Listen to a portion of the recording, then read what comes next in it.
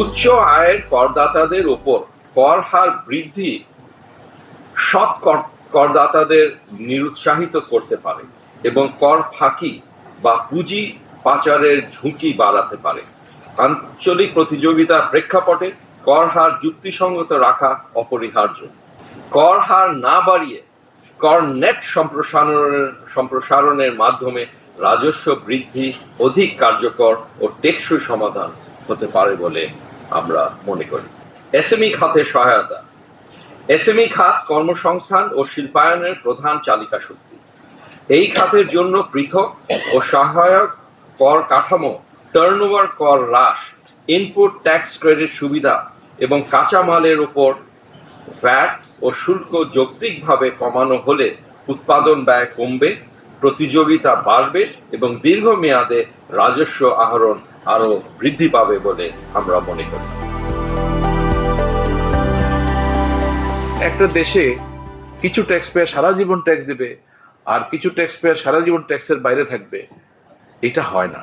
এবং এই বিষয়টাকে আমরা এখন সবচেয়ে বেশি গুরুত্ব দিচ্ছি ইনকাম ট্যাক্সের ক্ষেত্র এবং ভ্যাটের ক্ষেত্র।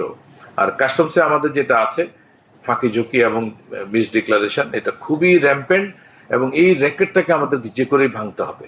এগুলো যদি আমরা করতে পারি তাহলে আমাদের রেভিনিউ কালেকশনের যে বদনাম, আমাদের ট্যাক্স জিডিপি রেশিও অনেক কম। আমার মনে হয় এটা বাড়ানোর একটাই উপায়, এটাকে ট্রান্সপারেন্ট করা এবং এটাকে ডিজিটালাইজ করা। এটার জন্য আপনাদের কাছ থেকে আমরা অনেক সহযোগিতা পেয়েছি। বিশেষ করে এই রিটার্ন সাবমিশনের ক্ষেত্রে অনেকেই ধারণা করেছিল এটা করা যাবে না, এটা লোকজন পছন্দ করবে না, এটা নিয়ে অনেক রকমের কমপ্লেইন থাকবে।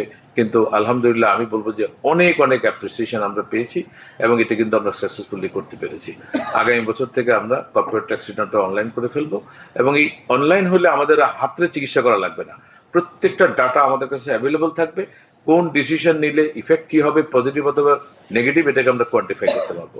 ফলে আমাদের পক্ষে ডিসিশন নেওয়াটা খুবই সহজ হবে।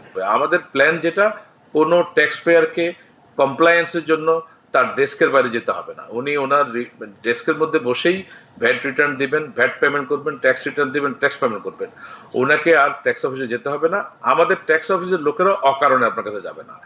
কে যাবে কে যাবে না প্রত্যেকটা সিলেকশন হবে রিস্ক বেসড, অটোমেটেড সিস্টেম থেকে, এবং এটা ট্রান্সপারেন্ট। আপনার ওয়েবসাইটে দেওয়া থাকবে আপনার কাছে এই কারণে এটা অডিটে পড়েছে, আমাদের লোকজন যাবে। কিন্তু আমাদের ইচ্ছা হলো, আমাদের মন হলো, আমরা খুশি মতো আপনার ওখানে গেলাম, সব খাতাপত্র নিয়ে চলে আসলাম, কম্পিউটার খুলে নিয়ে আসলাম। এই কালচার থেকে আমরা বের হব।